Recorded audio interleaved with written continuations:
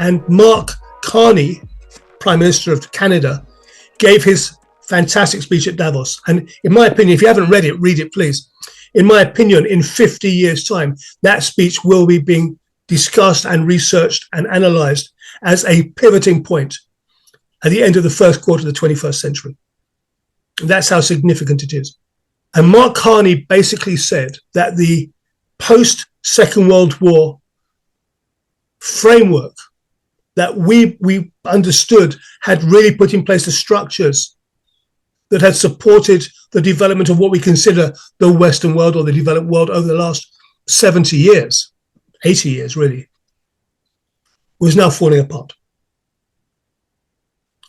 Now, he acknowledged that this idea of the rule of law, the rule of treaty, respect for your neighbor, was a lot of times respected in the breach. It was a facade. It was a pretense. We know that. But nevertheless, the pretense, more or less, somehow or another, worked. And now it didn't. Now it's breaking down. So what he said was that there was a bargain. There was a bargain between everybody, all the players understood that we were in a game with each other. And therefore, there was an illusion that was useful.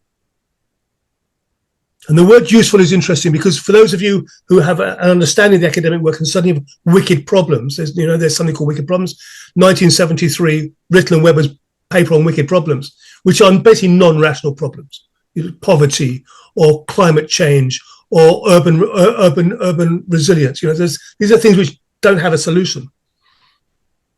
And what they said was that in these situations, the purpose is not to have a solution. You don't have a solution or something that is good or bad or right or wrong. But any proposal you put forward for engaging with those problems is useful or not useful. It is either useful or not useful. It helps you understand and model and rationalize and engage with these complex issues. Is it useful? And so what Mark Carney said was that that illusion was useful. It helped us get us through the dark nights. And that was falling apart. And what he said was, and I quote directly now, this bargain is no longer working. This bargain that we had with the world is no longer working. Let me be direct. This is a rupture, not a transition. And any academic who has a background in this stuff and hears the word rupture immediately starts thinking about Patrick Lagardère. Because in the 2000s, Patrick Lagardère, who was a fantastic French conceptualist, started talking about ruptures. And he wrote 3 significant papers. In 2003, he wrote a paper called Risk, Crisis and Ruptures, a whole new ball game. So it was 2005. He wrote a paper called Crisis Management in the 21st Century, Unthinkable Events in Inconceivable Circumstances. And he wrote a paper in 2009, A New Cosmology of Risk and Crisis, Time for a Radical Shift in Paradigm and Practice. And in those 3 papers, progressively, he set out his vision of what is a post-rational world, a world that is chaotic. Our belief when we do risk management is that the world is a rational place. And what does that rationality mean? Fundamentally, it means that we can observe the past, we can create a model of the present, and we can project into the future. It allows us to project into the future. There is a continuity, there is a connectivity. What was creates what is creates what will be. We can build a pattern of rationality. Of course, there's change there and there's things that happen, but nevertheless, fundamentally, it's rational. And then we introduce a new word into our lexicon. And the new word in our lexicon is unprecedented. And if we think that something is unprecedented, and Paul, I see your smile. Paul, you and me have to have a poker game one day because you've got to, you can't hide that smile. But the word unprecedented basically means I don't know what's going on. It makes no sense to me. I can't see the rationality. Rosanna Chowdhury, who is the CEO of the UK Resilience Academy, was our guest at a breakfast briefing last week, said the unprecedented use of the word unprecedented. And it very, very much is that case. a lot of the times, as Paul knows and many of us knows, the word unprecedented means I wasn't paying attention. I mean, that's what it basically means. But we will come to that. Okay. So when I heard this word, rupture from Mark Carney, that immediately triggered within me, okay, a whole load of things.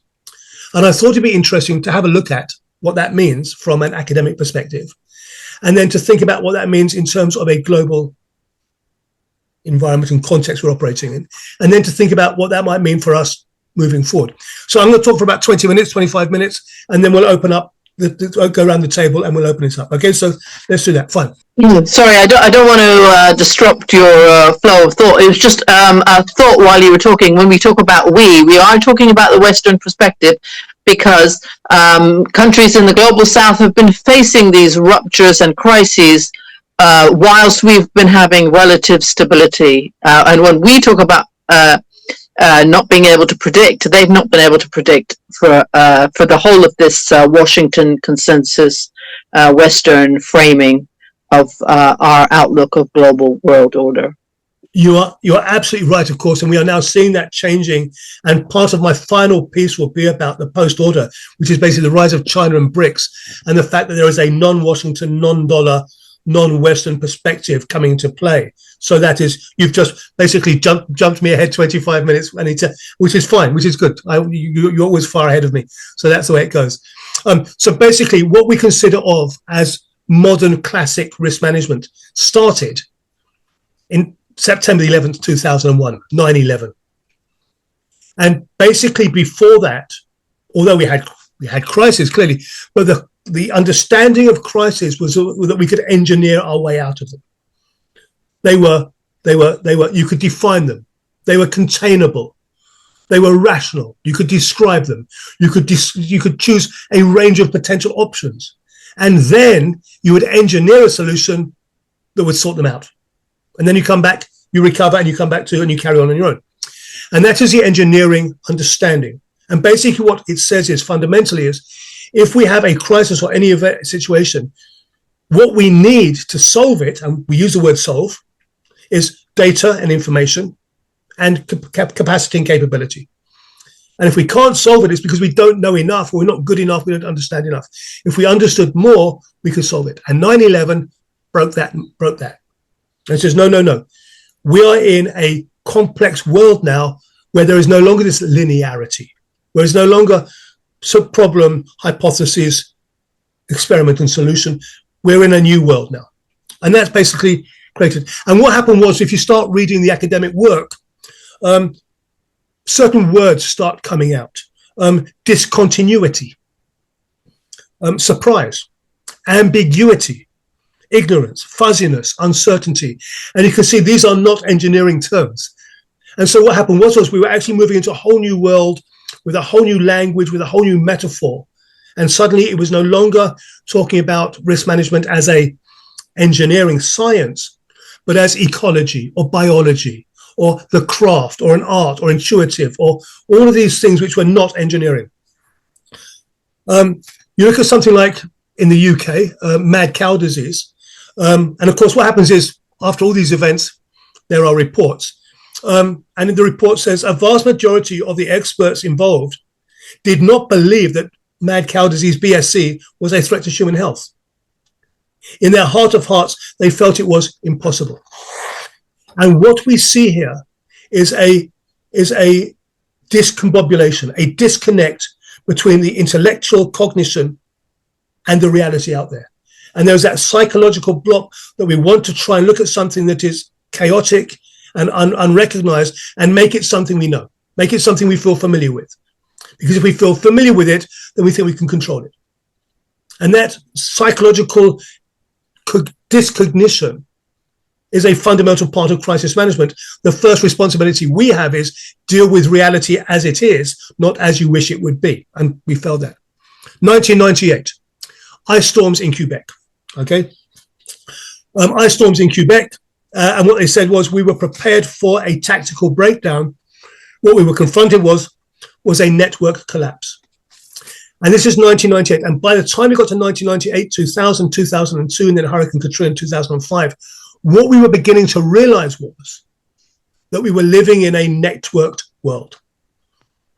And what that means is that we don't have control over the context we're operating in, because something can be triggered in a completely different part of the network, and that will cascade down to us. Now, of course, we're in a satellite networked world, much more complex, and we're seeing the breakdown of these issues. For those of you with an academic background, you'll know the work of Perot and normal accidents, that if you have the interaction of two complex systems, then the likelihood of failure is absolutely is one. It's from 0 to 1, it's 1. It's absolute. Why? Because we can't map the conditions of the complexity. We can't map the consequences of complex failures. And of course, we're now looking at complex failures which are universal and instantaneous. In a third of the second, the system goes down, and we have no control or no influence over that. So that was in 1998. Of course, in 2021, Houston, Texas went offline because of a snowstorm. And you think, well, surely you would have thought about this, and they hadn't. And the problem was not the snowstorm, which was, it was bad for Houston, but if you're in Milwaukee or in Sweden or in Ukraine, it's not bad at all. It's not the fact there was a snowstorm, but the fact the snowstorm was in Texas. And that introduced a new word to my lexicon, which was winterization. They said we hadn't winterized our system. Why? Because we didn't think it was going to happen. In our heart of hearts, we didn't think it was going to happen. Why did you not think it's going to happen? Because it hasn't happened before. But in this chaotic world we're living in, we can no longer build the model of what is happening based on the extrapolation of historical data. And if you base that on that, then you're living in a false paradigm. Okay, so there we go. And so what happens is we look at these events and we say, okay, well, what does that mean for us in terms of trying to plan for it or manage it or engage with it, model it? And there's a number of things that Lagardère identified. And by the way, all of the papers I mentioned are in the ISRM library. Please go to our library. We've got a fantastic library. All of it's accessible to there. So one of scale. The first problem is a problem of scale. It's just getting too much. You look at heat, for example, the heat waves that we are seeing now. We're seeing 40 degrees in the UK. The UK is not designed to run at 40 degrees. We're seeing minus 30 degrees cold. We're seeing storms, 300 kilometer an hour storms. In America 2 years ago, I didn't believe this. I had to check it out. There was one lightning strike that was 700 miles long. 700 miles. I thought that's impossible. It's a mistake. It was 700 miles. And why? What allowed it to be 700 miles long is this planetary ecosystem is changing. And once that changes, what chance do we have? So the first thing is, I've just done something. I've pushed a button. Look what I've just done here. There, I've got you up on my screen for some reason, full screen on me. Okay. We have scale. Then we talk about indeterminate gravity, seriousness. How serious is this? How serious is a satellite failure? How serious is a solar flare? How serious is an internet failure? Well, how serious? If we had a city that lost water for whatever reason, what does that? Well, the answer is we don't know. Meaningless probability. What is the probability of a terrorist attack that was CBRN, that was kept biological or radiological enhanced? As we've seen, for example, with Novichok or polonium-210, we've seen that already in the UK. Well, that is not something that you can really deal with in terms of classic probabilities. Hypercomplexity, the cascading consequences, the disruptions around us. Ignorance. We don't know what we don't know. We don't know what the situation is. We don't know. We can't model it. We're dealing with it in darkness. Out of scale costs. The response to these things in terms of the costs and in terms of the resources we have to bring. Unknown maps. We don't have a map for it. And what was called shattering references. So the references don't make sense. What is the defining characteristic of a crisis? It's not the crisis. The defining crisis is the loss of sense-making from our part.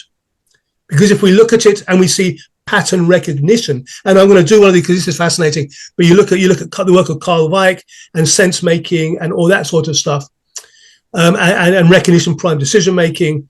But if you recognize the pattern, even if you don't know what the event is, but you recognize a pattern, then you can engage with it. You bring some rationality to it. Okay. So what we have is we have basically this movement away from what is a classic scientific, what we call a Cartesian model, where we believe it is reducible, we can analyze it, we can take it bit by bit, we can think about it, we can engineer a solution, and we move to non-rationality. We move to this inchoate, chaotic world. And so what Lagardère was talking about was four things. First of all, new frontiers. We're in new frontiers. We are in what he called terra incognita. It is like the old maps. Here there be dragons. Well, maybe there are, maybe there aren't. But basically what that means is I don't know what's going on. And we're moving into areas where we don't know what's going on. Second was the mental blocks. That we don't think about it, we can't think about it, we can't rationalize it, we pretend it's not happening. The fourth is the idea of positive and creative dynamic. That this is not something that we distance ourselves from, and we do it in an objective manner, like playing chess. This is, you're involved in the dance, my friend. You are involved in the earthquake. And the fourth thing is urgency. That we have to have a sense of urgency. Now, he was writing this 20 years ago. Was there a sense of urgency then? Probably not. Was there a sense of urgency now? Definitely not. We don't get that feeling of urgency. So that's basically how Lagardère saw this thing around 2005. If you look at the report into the congressional report into 9/11, and there are three brilliant American congressional reports, which again are all in our library, which you should be familiar with, really, and please do read the executive summary. And that is a failure of imagination, which was a congressional report into 9/11. We didn't think it was going to happen. A failure of initiative for Hurricane Katrina. We knew it was going to happen and we still weren't ready. And a nation still unprepared, written 2 years later, which says we haven't learned the lessons from that. But what the report into 9/11, failure of imagination, said, a failure of imagination, a failure of policy, a failure of capability, and a failure of management. All of those things came together and says, basically, we were not ready. We didn't understand it. We had not prepared ourselves. We did not have the capacity, capability, emotional or technical to do it. It was basically different from everything that the government had done before. There'd been nothing like it previously. And as somebody says, imagination is not a gift usually associated with bureaucrats. But then we have to ask ourselves, is process-driven, bureaucratic, hierarchical, command-centered creativity and getting readiness, is that the right way to approach it? And the question might well be that no, it's not. Okay, so we come to Peter Bernstein. Some of you may know him, Against the Gods, which was basically his review of what risk is. And he said many, many things. And he said many, many things in a very rich way. His language is to be admired, even if his thoughts are not. The information you have is not the information you want. You want different information. The information you want is not the information you need. The information you need is not the information you can obtain. And the information you can obtain costs more than you want to pay. So all the way down the line, we talk about information and situational awareness and communications, and yet at all the time we're working within a information gap. And that is true when we're working within an operational environment. When we're operating within a strategic crisis environment and the chaos and the collapse associated with that, then clearly we are like blind people trying to tap ourselves. Well, not blind people, but people who are working in the dark, because blind people can work in the dark. We can't. We're trying to work out where their room is. I mean, have an experiment. One day, just close your curtains so there's no lights coming in. Turn off all your lights in your house so it's actually pitch dark, and just see how easy it is to move around. You think you can do it, man. It is tough. It is tough and frightening. So now what happened was in 2009, Patrick Lagardère wrote the third one, A New Cosmology of Risk and Crisis. And he started changing, his language changed as well. And he was talking about destruction of systems destruction, network destruction, the loss of sense making. And he used a word which I was the first time I'd heard it. And I thought, yes, liquidification.